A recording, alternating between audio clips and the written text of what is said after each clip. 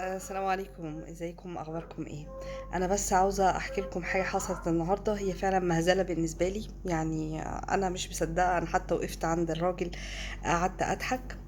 يعني من الغلب اللي انا شايفاه، يعني انا مش مصدقه اقسم بالله. يعني دي اللي انتوا حضراتكم كده شايفينها، دي علبه كشري.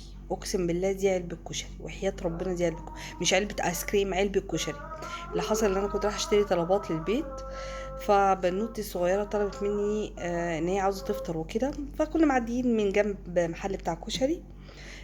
فقلت لها خلاص بشتري لي كشري. دخلت: ايه يا عم عندك عاوزه علبه كشري صغيره؟ قال لي 15 جنيه. قلت له خلاص تمام. فرحت اديته ال 15 جنيه، لقيته مديني العلبه دي. اقسم بالله العلبه دي وحياه ربنا معلقتين، اكنها زي علبه الايس كريم. وحياه ربنا اكنها علبه ايس كريم، وحياه ربنا دي تكفي مين؟ يعني انا كان ودي اقول للراجل هات ال 15 جنيه.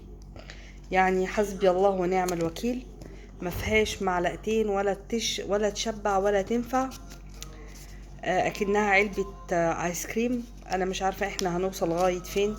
يعني ده عشان واحد يحب ياكل له طبق كشري محتاج له مثلا بتاع ست علب من دول يرميهم في طبق.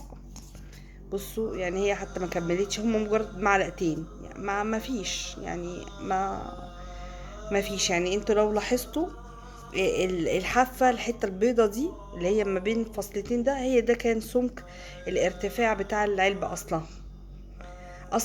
يعني كمان مش العلبة مملية للاخر، لا، يعني واصلة لغاية الارتفاع اللي حضراتكم كده شايفينه.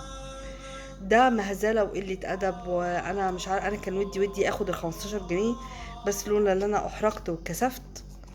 قلة ادب، قلة ادب من التجار، وقلة ادب من مش عارفة اقول منين بالظبط. لكن ده ما يرضيش ربنا. والله كان احسن لي كنت جبت نص كيلو رز ب 15 جنيه، وكنت عملت حلة رز. نص كيلو رز يعني كان كفانا بتاع 3 اطباق او 4 اطباق لينا كلنا. تمام كده. لكن قلة الادب دي صراحة ده قلة ادب. ده كأنها زي علبة الايس كريم، ان يبيعوا علبة زي دي ب 15 جنيه. يعني أسرة عندها 4 تنفار أو 5 تنفار هتجيب ب 15 جنيه الواحدة، دفعت 75 جنيه، وما فطرتش ولا كلتش ولا أي حاجة ولا ايه ده؟ ايه ده؟ دي علبة ب 15 جنيه دي؟ ايه ده؟ ايه ده؟ يعني أنا مش ايه دي؟